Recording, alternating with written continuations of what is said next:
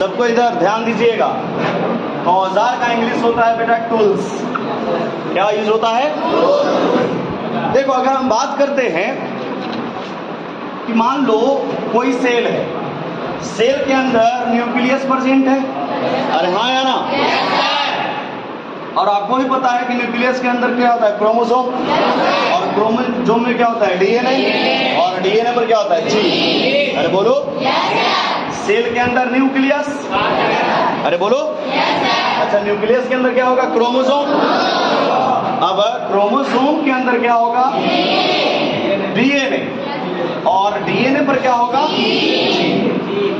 तो यहां तक पहुंचने के लिए हमें कुछ ना कुछ औजार का तो जरूरत होगा, क्योंकि अगर हमें जीन नहीं मिला, मान लो किसी भी ऑर्गेनिज्म का हमको जीन चाहिए।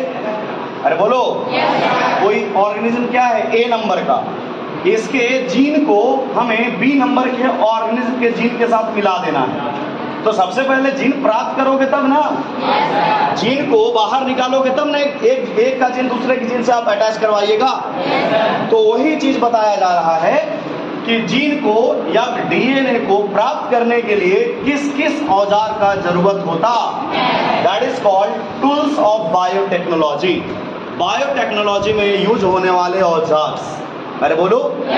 देखिए, अगर हम बात करते हैं औजार का यानी कि टूल्स का, तो बहुत सारे टूल्स हैं जो बायोटेक्नोलॉजी में यूज होते हैं। देखो कौन कौन से टूल्स हैं। Are you ready? आवाज नहीं आया। सबसे पहला टूल्स अगर कोई है तो वो है आपका एंजाइम। कौन है बेटा? एंजाइम। बायोटेक्नोलॉजी का सबसे महत्वपूर्ण टूल्स एंजाइम हो गया, सबसे पहला नंबर का। अगर दूसरा नंबर का टूल्स का बात करते हैं तो वो है आपका passenger DNA. Passenger DNA. Okay. तीसरा नंबर का यूज अगर टूल्स का बात करते हैं, तीसरा नंबर का बायोटेक्नोलॉजी का टूल्स, तो उसका नाम है, बोलिएगा, वेहिकल और वेक्टर डीएनए। वेहिकल और वेक्टर डीएनए। और चौथा जो टूल्स है उसका नाम है, बोलिएगा, होस्ट सेल।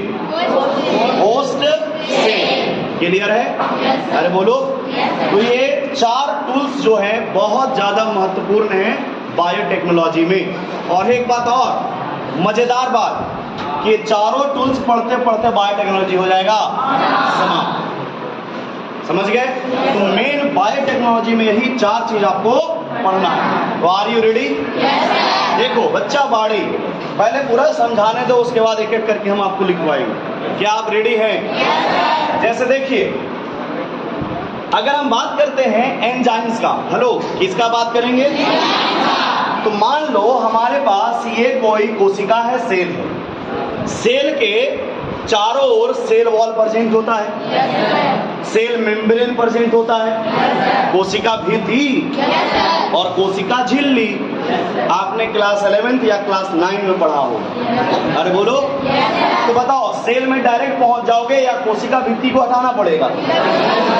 ऑब्वियस सी बात है, बिना हटाए आप सेल के अंदर पहुंच। उसके लिए हमको एंजाइम चाहिए जो कोशिका भित्ति को या कोशिका झिल्ली को रिमूव कर दे, हटा दे। क्योंकि जब तक हटेगा नहीं तब तक हम अंदर जाएंगे, और जब तक अंदर प्रवेश नहीं करेंगे तब तक हमें डीएनए जीन कहां से मिलेगा?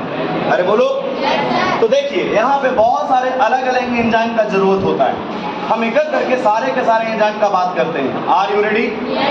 देखो बेटा, सबसे पहला एंजाइम जो है, जो बायोटेक्नोलॉजी में यूज होगा, उस एंजाइम का नाम है, बोलिएगा, lysing enzyme.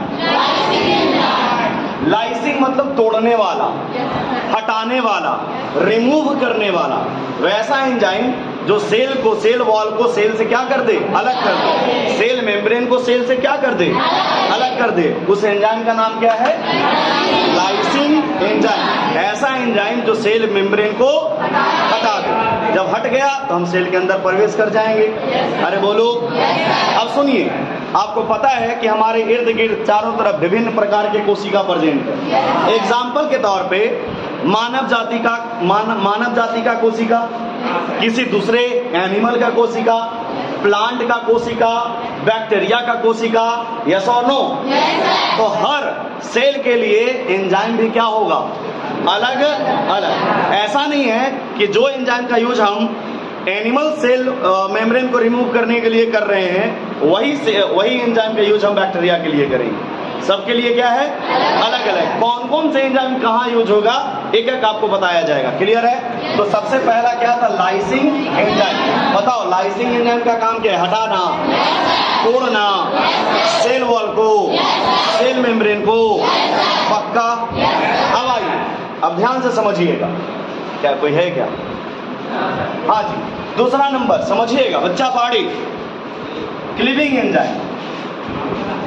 Cleaving enzyme, cleaving enzyme एक ऐसा एंजाइम होता है और मतलब खुशी की बात आपको यहाँ पे है कि सबसे ज्यादा अगर इसमें कोई पढ़ना है तो क्लीविंग एंजाइम में पढ़ना है, क्योंकि सबसे ज्यादा सवाल अगर कहीं से पूछेगा तो कहाँ से पूछेगा? क्लीविंग। सुनिए, आपने क्लीवेज का नाम सुना है? विदलन। बोलो बेटा। पहले गाल पर हाथ हटाओ और स्ट्रेट 90 डिग्री पर होके बैठो। क्लियर है? क्लीविंग मतलब तोड़ना। क्लीविंग मतलब एक से 2 से 4 से 8 से बट रहा है क्या? डिवाइड हो रहा है क्या? सिंपल सी बात है। क्लीविंग एंजाइम का काम है, अगर आपके पास एक सिंगल डीएनए है, उस डीएनए को क्या कर देगा? तोड़ देगा। कौन तोड़ देगा बेटा? Cleaving enzyme. क्लियर है? बोलो बेटा। अब ये क्लीविंग एंजाइम का काम है डीएनए को कट कर देना, काट देना। अब ये क्लीविंग एंजाइम कितना प्रकार का?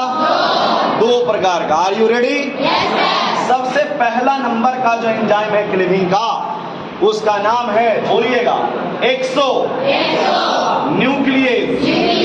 एक्सो न्यूक्लियस। और जो दूसरा नंबर का एंजाइम है क्लीविंग का, बोलिएगा, इंडो न्यूक्लियस।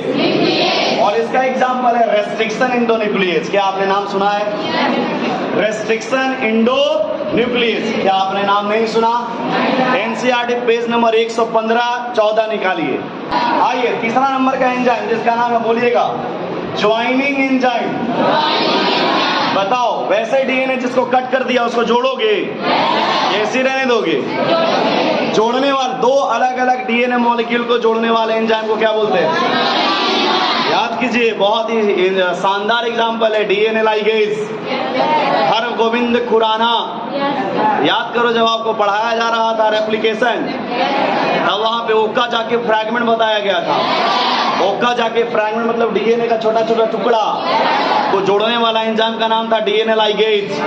और इस डीएनए लाइगेज को खोजे कौन थे? हरगोविंद खुराना, एच.जी. खुराना। वो क्या है ना सर, मेरा खुद का नाम तो पता नहीं है, साइंटिस्ट का नाम कहाँ से याद रहेगा? अच्छी बात। आइए, एक और एंजाइम है जिसका नाम है, बोलिएगा, सिंथेसाइजिंग एंजाइम। क्या आपको पता है कि डीएनए से डीएनए बनाया गया था? डीएनए से डीएनए बनाने की प्रक्रिया को रेप्लिकेशन कहते हैं। अरे हाँ या ना? और आरएनए से डीएनए जब बनता है तो उसको बोलते हैं रिवर्स ट्रांसक्रिप्टेज। Reverse transcriptase. याद करो, DNA polymerase 1, DNA polymerase, DNA polymerase. क्या भूल गए? नहीं भूल गए होगे लगता है।